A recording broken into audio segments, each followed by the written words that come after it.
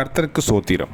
இன்றைய வேத வசனம் ஏசாயா 40ஆம் அதிகாரம் 31ஆம் வசனம்.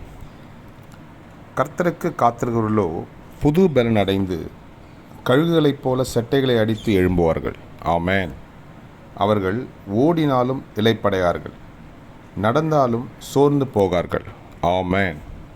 ஏசாயா 40ஆம் அதிகாரம் 31ஆம் வசனம். கர்த்தருக்கு காத்திருக்கிறவர்களோ புது பலன் அடைந்து கழுகுகளைப் போல செட்டைகளை அடித்து எழும்புவார்கள்.